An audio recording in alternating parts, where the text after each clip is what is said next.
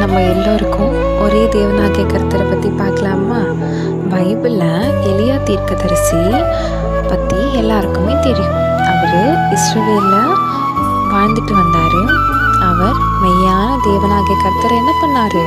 தொழுது கொண்டார். ஆனால் அதே ஊரில் பாகாலை வணங்குற ஒரு குறிப்பிட்ட ஜனங்கள் இருந்தாங்க. அவங்களுக்கும் எலியா தீர்க்கதரிசிக்கும் ஒரு போட்டி வச்சுக்கிட்டாங்க.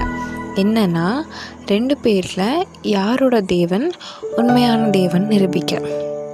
அப்போது அந்த போட்டிக்காக கார்மேல் மலையில் போய் ஒரு பலிப்பிடத்தை செஞ்சு அதில் காளையை வச்சுட்டு யாரோட பலிப்பிடம் மேலேருந்து கடவுள் உண்மையான கடவுள் அந்த அக்னியால் அந்த பட்சித்து போடணும்னு சொல்லிட்டு என்ன பண்ணுறாங்க, ஒரு போட்டி வச்சுக்கிட்டாங்க.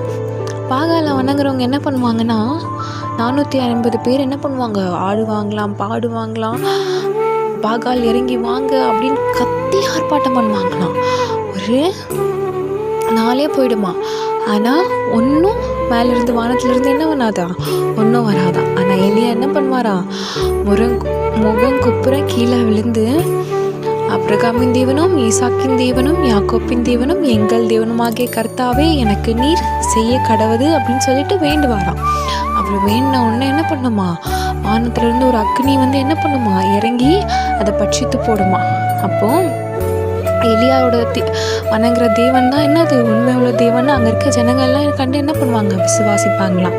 அப்போது அவர் என்ன பண்ணுவாராம், அந்த 450 பேரையும் அந்த இடத்துல என்ன பண்ணுவார், வெட்டி போட்டுருவாராம்.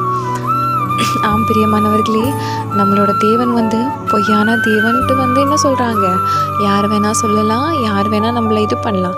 நம்ம தேவன் உண்மையுள்ள தேவன், அவர் நீதிபரர், அவர் பரிசுத்தர். நம்மளை இன்னும் என்ன பண்ணுறாரு, வழிநடத்துவார். மனுஷங்க முன்னாடி என்ன பண்ண மாட்டார், நம்மளை வெட்கப்படுத்த விட மாட்டார். எலியாவின் தேவன் நம்மளோடு இருந்து என்ன பண்ணுவார், நம்மளையும் வழிநடத்துவார்.